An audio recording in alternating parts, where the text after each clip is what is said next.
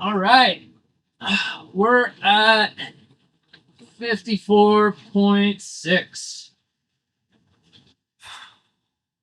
Okay. There are a lot of programming languages, so it makes sense that picking a language for your projects is hard as heck. But I'm here to give you a simple framework to choose the right tool for each job fast. So enjoy the first episode of Tech in the Tub. Okay, first, let's talk constraints to narrow down your choice. There are two general types of constraints: platform constraints, where your code needs to run, and performance constraints, or how fast your code needs to run. Performance constraints are broken down further into CPU performance constraints, concurrency constraints, and I/O performance constraints. Within the constraints, you should choose a language based on a few characteristics. One, ecosystem features, like linear algebra support in Python. Two, your team's existing expertise. And three, the developer ergonomics of the language, or how fast you can build with it. So let's start with the easy platform constraints. If you're building something for the browser, use TypeScript. If you're building something for mobile, use TypeScript with React Native for cross-platform apps. And if you absolutely need native apps, use Swift for iOS and Kotlin for Android. Next, if you're building for an embedded system on actual hardware, you can use either C, C++, or Rust. And between those three, you should use just whichever language you or your team are most familiar with. And if you know none, then use Rust because it has better developer ergonomics and it's new and exciting. Okay, next, if you're building for a serverless environment, then the language depends on how portable you want the code to be between cloud providers. If you want universal serverless support on all platforms, go with TypeScript. If you just want support on AWS, GCP, and Azure, then TypeScript, Python, Java, or C# will work. And if you're okay with less portability, then you can use Ruby, Go, Rust, or PHP.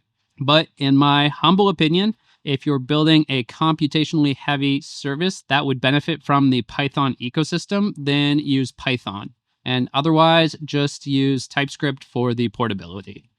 But what if you're actually hosting on a real server instance like EC2, where you can pretty much use any language you want? This is where performance constraints come into play. So first, if you're building a service that needs the highest possible CPU throughput, you should be using either C++ or Rust. Think of things like high-frequency trading. If you or your team know C++ already, then I would 100% go with that as it is tried and tested. Otherwise, I'd pick Rust for better developer ergonomics and development speed. Next, if you need a massive amount of concurrency in your services for things like a large group chat or real-time collaborative editing, then you should use either Elixir or Go. Elixir is the more scalable choice here, but Go will work just as well for most applications. So if you know Go and don't know Elixir, then use Go. Otherwise, just use Elixir. Okay, last, if your service is just a basic CRUD app HTTP server and you're focused on request throughput, then you can basically use anything. You can do C++, Rust, Go, Java, C#, TypeScript, Elixir, Python, Ruby, PHP, etc. So how do you pick from that list? I am glad you asked. It goes back to the characteristics I mentioned at the start of the video.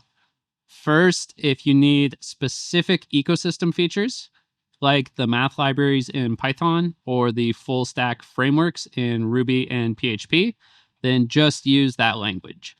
Second, if the ecosystem isn't a large concern, use the language your team knows best. And last, if you somehow don't need any specific features and your team doesn't have any existing experience, then just use TypeScript. It's common, it's easy to hire for, it's good for front end, and it's the best for serverless deployment, which you should probably be doing anyway if you're launching a new CRUD app. Now you are ready to pick a language. And if you want to reference any of the diagrams that I showed in this video, the link is in the description.